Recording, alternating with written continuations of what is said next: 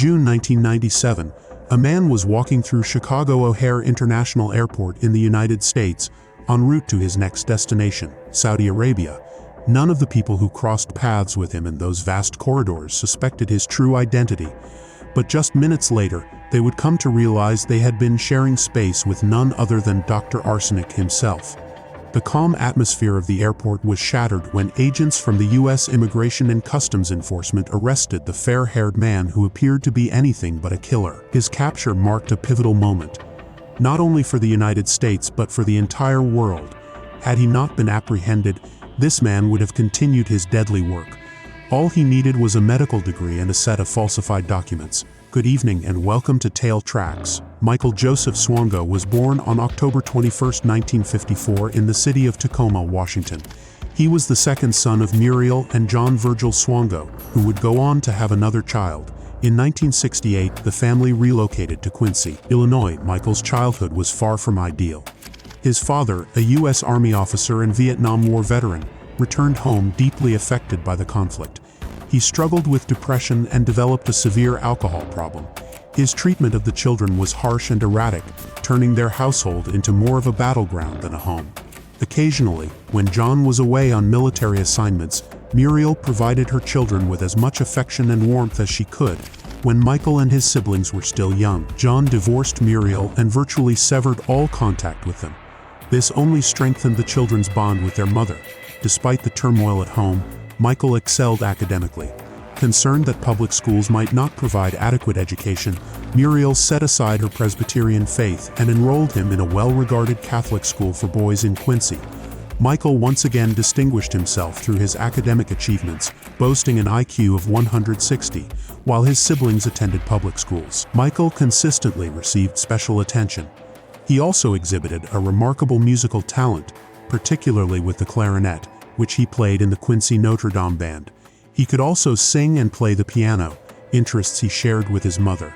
His future looked exceptionally bright, and he was even awarded a music scholarship to Millikin University in Illinois. He graduated at the top of his class and was named High School Student of the Year by the National Merit Scholarship Corporation in 1975. Though he began his studies in music, he dropped out 2 years later after a breakup with his girlfriend. Devastated, he withdrew from social life and decided to enlist in the U.S. Marine Corps. He completed his training in San Diego, and while he never saw combat overseas, he achieved the rank of sergeant before receiving an honorable discharge in 1976. His time as a Marine instilled in him a strong discipline for physical fitness, an enduring habit from that chapter of his life. When he wasn't studying, Michael was often seen running or doing calisthenics. In fact, he would sometimes perform push-ups as a form of self-punishment whenever he was criticized by his instructors. In 1979, Michael enrolled at Quincy College to begin his studies in chemistry and biology, though his true ambition was to become a physician. Despite his strong academic track record, Michael submitted an application in which he falsely claimed to have received a Bronze Star during his time in the Marines.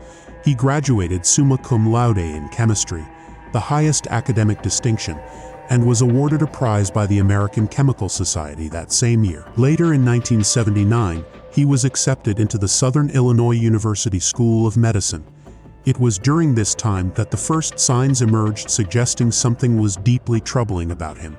Though undeniably intelligent, Michael preferred working as a paramedic in an ambulance over preparing for his medical exams.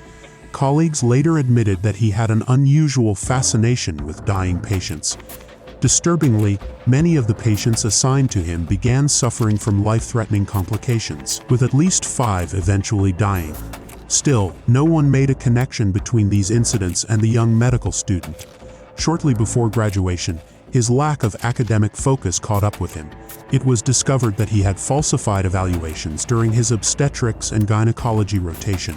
Several classmates had long suspected him of submitting fake assessments since his second year, and some even wrote letters to the university committee questioning whether he was truly fit to practice medicine. The committee debated whether he should be expelled, but a unanimous vote was required, and one member argued that Michael deserved a second chance. Ultimately, the school allowed him to graduate, 1 year behind his classmates, on the condition that he repeat his OB/GYN rotation and fulfill additional requirements in other specialties. When he later sought employment, the university dean issued a notably poor letter of recommendation. Nevertheless, in 1983, Michael managed to secure a surgical internship at Ohio State University Medical Center, followed by a residency in neurosurgery. At first glance, he came across as charming, charismatic, and completely harmless. Out of 70 applicants, he was the only one accepted, a testament to his ability to present himself convincingly. However, strange patterns soon re-emerged. Nurses began noticing that previously stable patients were suddenly dying under mysterious circumstances, and with disturbing frequency. In every instance, Michael had been the attending physician on duty in their ward. This alarming pattern earned him the nickname 00 Swango, a dark reference to James Bond and his so-called license to kill. Unfortunately, none of his colleagues took the situation seriously. On January 14, 1984, 19-year-old Cynthia McGee was rushed to the hospital after a bicycle accident. She was making a promising recovery until Michael took a blood sample from her. Just hours later, Cynthia suffered a sudden and unexplained relapse and was soon pronounced dead. The official cause of death was listed as apparent cardiac failure. In truth, Michael had injected her with potassium chloride, which caused her heart to stop permanently.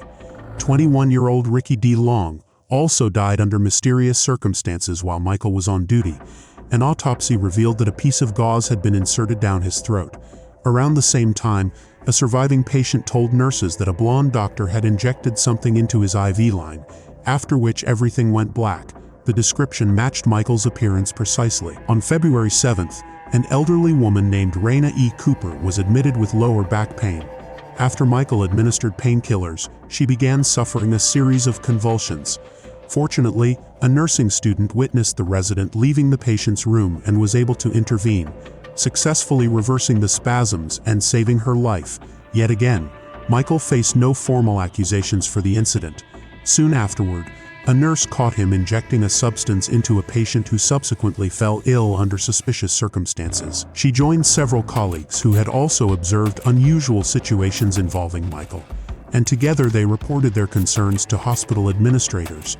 Additional suspicion arose when several physicians who had worked with Michael experienced sudden bouts of illness after he brought them fried chicken. In response to these mounting claims, the hospital launched an internal investigation. However, it concluded that there was insufficient evidence to formally charge the young doctor, allowing him to continue practicing. The nurses who had raised the alarms were instead dismissed as paranoid.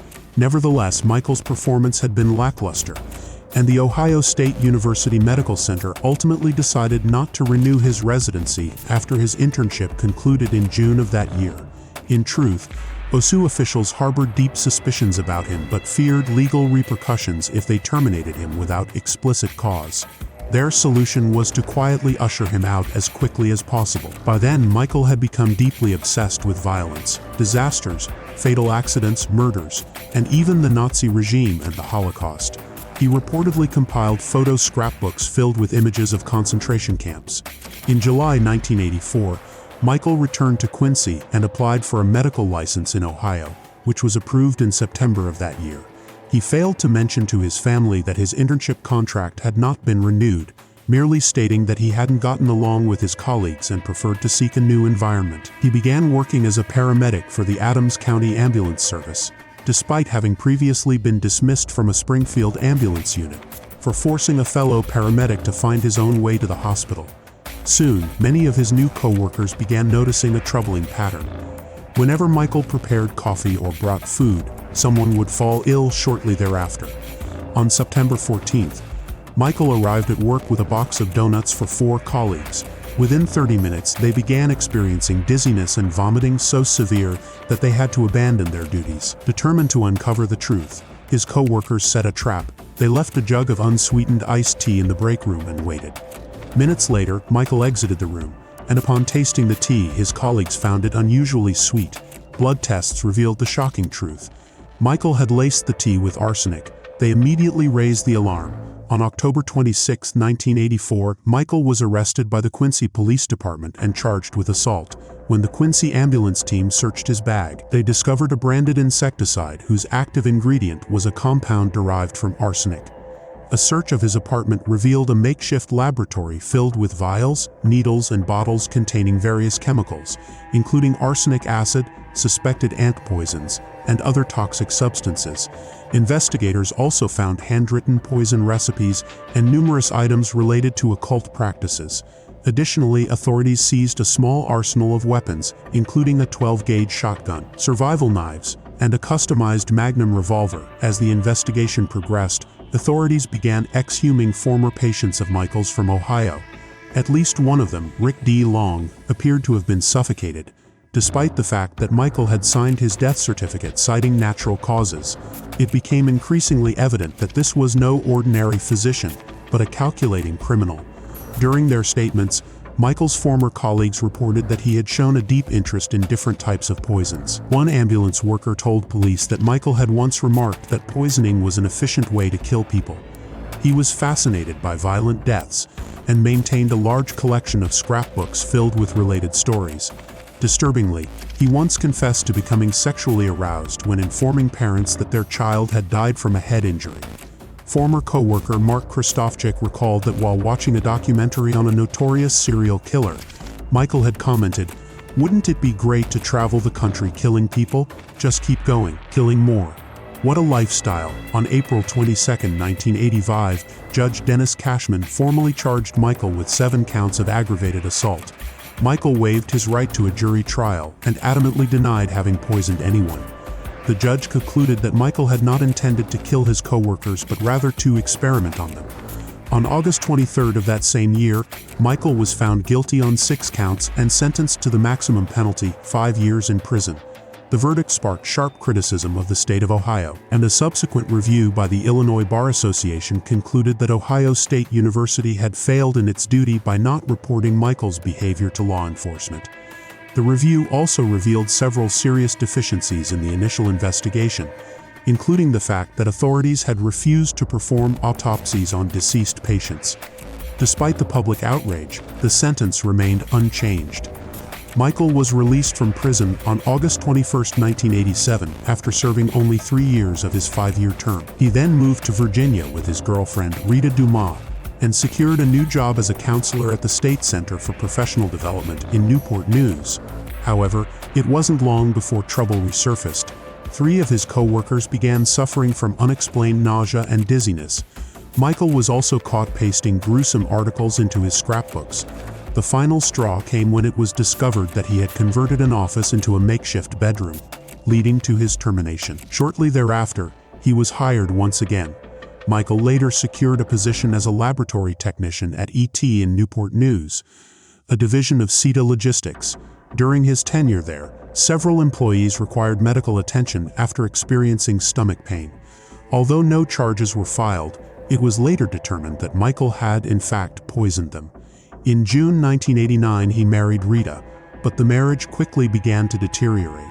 In January 1991, she left him after discovering that he had been stealing money from her and cheating with other women. From that point onward, Michael assumed a new identity, David Jackson Adams. Under this alias, he sought to regain a medical license. In 1991, he applied for admission to a medical residency program at the Ohio Valley Medical Center in Wheeling, West Virginia. Later that same year, he fell in love with Kristen Kinney, a nurse at Riverside Hospital, and they soon began dating. The following spring, he proposed to her, and she happily accepted. Although some of her friends warned her about unsettling rumors surrounding Michael's past, Kristen chose to dismiss their concerns. In July 1992, he submitted an application for a residency program at the Sanford USD Medical Center in Sioux Falls, South Dakota. Dr. Anthony Selim was impressed by his credentials, unaware that the documents had once again been falsified. Michael altered an official record from the Illinois Department of Corrections, claiming he had been convicted only of a misdemeanor following a dispute with a colleague and had served just 6 months in jail, rather than the 3 years he had actually spent in prison for poisoning coworkers. Knowing that most states would not grant a medical license to a convicted felon, he went a step further, and forged a letter from Virginia Governor Gerald L. Beliles. The letter falsely claimed that Michael's civil rights had been restored, including his right to vote and serve on a jury, and that he had committed no offenses since his alleged misdemeanor, maintaining an exemplary lifestyle. After a series of interviews, Michael was accepted into the residency program at Sanford USD Medical Center. He quickly earned a strong reputation for his professionalism and competence. However, he made a critical error by applying for membership with the American Medical Association, AMA, which conducted a far more rigorous background check than the hospital had. The AMA's investigation uncovered his prior conviction for poisoning. Following the report and calls to several of his former employers, Sanford USD Medical Center immediately terminated his employment. That same day, a segment aired on the television series Justice Files, featuring an interview with Michael from his previous time in prison. Upon seeing the broadcast, his fiancée Kristen left him and returned to Virginia. Soon after, she began experiencing debilitating migraines, and those close to her noticed that all light had seemingly drained from her expression. She was later hospitalized in a psychiatric facility after police found her walking naked through the streets. Strangely, after the separation, her migraines vanished as suddenly as they had begun. By 1993, the AMA had begun actively searching for Michael, but he temporarily disappeared from their radar. Michael was eventually discovered enrolled in a psychiatric residency program at the State University of New York, at Stony Brook School of Medicine. His first rotation was in the internal medicine department at the Northport Veterans Affairs Hospital in New York, where he introduced himself under the alias Michael Kirk. The day after he was hired, his very first patient, Dominic Buffalino, fell into a coma and died. Once again, no suspicion fell on him. As the months passed, more of his patients continued to die unexpectedly. Records confirm that at least 3 individuals, aged between 60 and 73, were murdered by lethal injection. However, it was long suspected that the true number of victims was far higher. During this time, Kristen, his former fiancée, discovered that Michael had emptied her bank accounts. Her health rapidly deteriorated, and on July 15th, she took her own life in Newport News Park. When police found her body, there were no signs of foul play. Everything pointed to suicide, especially given the handwritten note beside her that read, "Finally, I am at peace." Although her family immediately suspected Michael, the autopsy revealed the presence of arsenic in her tissues at the time of death. It was then that Kristen's mother, Sharon Cooper, uncovered Michael's criminal record for poisoning. She was stunned, unable to comprehend how someone with such a background could still be allowed to practice medicine. Sharon contacted one of Kristen's friends, a nurse at Sanford USD Medical Center. That nurse alerted the hospital's clinical director, Robert Talley, who immediately reached out to Dr. Jordan Cohen, the dean at Stony Brook. Michael was promptly summoned and intensely interrogated by Dr. Alan Miller, head of the psychiatry department at Stony Brook. During the questioning, he admitted to having lied about his prior conviction for poisoning in Illinois and was immediately dismissed from the program. The news quickly made headlines and caused a public uproar. The scandal ultimately led to the resignations of both Cohen and Miller from their respective positions. However, before stepping down, Dean Cohen issued a nationwide warning about Michael to all 125 medical schools and 1,000 teaching hospitals across the United States. Michael was now blacklisted from obtaining a medical residency anywhere in the country. Around the same time, federal authorities became involved. But Michael had already anticipated this and vanished without a trace. At least that was the case until mid-1994. When the FBI discovered that he was living in Atlanta and working as a chemist at a wastewater treatment facility operated by a tech equipment company. The FBI immediately notified the company, and Michael was fired shortly thereafter for providing false information on his job application. Agents obtained a warrant to charge him with using fraudulent credentials to work at the Veterans Affairs Medical Center, but by then it was too late. The dangerous fugitive had already fled the country, or rather, the continent. In November 1994, Michael arrived in Zimbabwe, Africa, using falsified documents to secure a position at Neen Lutheran Mission Hospital in the country's central region. Once again, at least 5 of his patients began dying suddenly during his rounds. But this time, suspicions surfaced far more quickly. Dr. Suri, the medical director, did not hesitate to suspend Michael. however, due to the absence of proper forensic examinations on the suspected victims. No definitive conclusions could be drawn regarding the causes of death. During his suspension, Michael hired prominent attorney David Colott in an attempt to regain his clinical privileges. He also reached out to administrators at the hospital in Pilo Buluo, requesting permission to continue working there on a voluntary basis. However, Dr. Abdul Mesfi, a surgical resident, strongly opposed this arrangement. He had frequently caught Michael lurking suspiciously in the operating room and intensive care unit, even when he was not on duty. He also suspected that several patients' sudden deaths were linked to Michael, but refrained from notifying the authorities due to a lack of concrete evidence. When Michael eventually returned to Neen Lutheran Mission Hospital following his suspension, several patients reported that he had injected them with an unknown substance during his rounds and alerted hospital officials. As a result, he was formally dismissed. Left without a medical post, Michael sought new ways to find victims. He rented a room from a widowed woman in Buluo, who later became gravely ill and died shortly after eating a meal prepared by him. Her friend, who had shared the same meal and survived, consulted a local physician, Dr. Michael Coden, who immediately suspected arsenic poisoning. Eventually, Dr. Coden convinced the surviving woman to submit hair samples for forensic testing. The results confirmed the presence of toxic levels of arsenic. The lab findings were forwarded to Zimbabwe's Criminal Investigations Department and, through Interpol, to the FBI.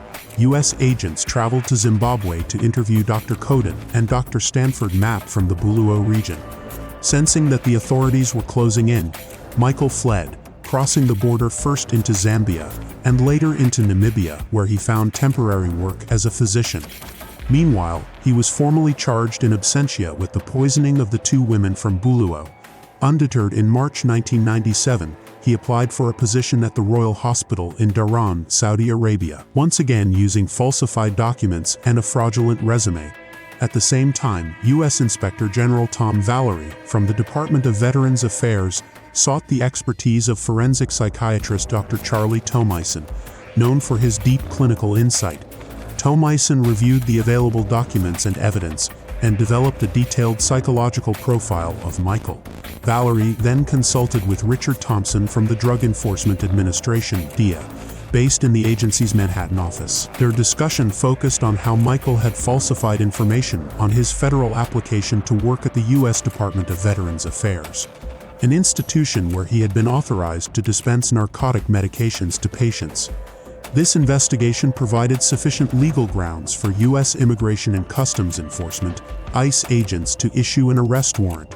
Fortunately, just days later, in June 1997, Michael was apprehended during a layover at Chicago O'Hare International Airport while en route to Saudi Arabia. Once back in the United States, Michael was formally charged with using falsified documents. Faced with overwhelming evidence of his fraudulent activities and the looming possibility of a broader investigation into his time in Zimbabwe, Michael chose to plead guilty in March 1998 to defrauding the U.S. government. In July of that year, he was sentenced to 3.5 years in federal prison. The presiding judge issued a special order barring him from preparing or distributing food or medications in any capacity. With Michael finally behind bars, the government seized the opportunity to build a comprehensive case against him, focusing on the numerous crimes he was believed to have committed over the years. As part of this effort, prosecutors exhumed the bodies of 3 of his former patients. Each autopsy revealed traces of poison in their systems. Additional evidence surfaced indicating that Michael had administered a muscle relaxant to one of his patients, Mr. Baron Harris, via an injection that he claimed was a sedative. The drug caused Harris to fall into a coma due to hypoxia induced by respiratory paralysis. He died on November 9, 1993. On July 11, 2000, less than a week before Michael was scheduled to be released from prison for his fraud conviction, federal prosecutors in Long Island filed a criminal complaint charging him with 3 counts of murder at the Veterans Affairs Medical Center. He was also charged with 1 count of assault, multiple counts of making false statements, mail fraud, and conspiracy to commit wire fraud. Simultaneously, authorities in Zimbabwe indicted him for poisoning 7 patients during his tenure at Neen Lutheran Mission Hospital between November 1994 and July 1995. 5 of those patients had died. By that time, the media had dubbed him Dr. Death, or Dr. Arsenic. On July 17th of that year, Michael initially pleaded not guilty. However, on September 6th, he agreed to a plea bargain to avoid the death penalty in New York and to prevent extradition to Zimbabwe. He pled guilty to multiple counts of murder and fraud before Judge Jacob Mishler. During the sentencing hearing, prosecutors read chilling excerpts from Michael's personal diary in which he vividly described the satisfaction he felt when injecting his victims. The court sentenced him to 3 consecutive life terms without the possibility of parole, yet the case didn't end there. In the months that followed, prosecutors uncovered further evidence indicating that Michael had lied about the circumstances surrounding the death of Cynthia Enmaki, a 19-year-old patient under his care during his internship at the Ohio State University Medical Center in 1984. While Michael had claimed she died of heart failure, it was revealed that he had in fact murdered her by injecting her with potassium chloride, a substance that induced cardiac arrest. On October 19, 2000, 16 years after the crime, Michael pled guilty to 1 count of aggravated murder in the death of Cynthia in Franklin County Court. He displayed no emotion as prosecutors recounted in graphic detail the events of the night he ended the young woman's life. They described how, on the evening of January 14, 1984, Cynthia had been suffering from a dangerously high fever. Michael was summoned to perform a blood culture, which he claimed to have conducted around 11:30 a.m. later that night.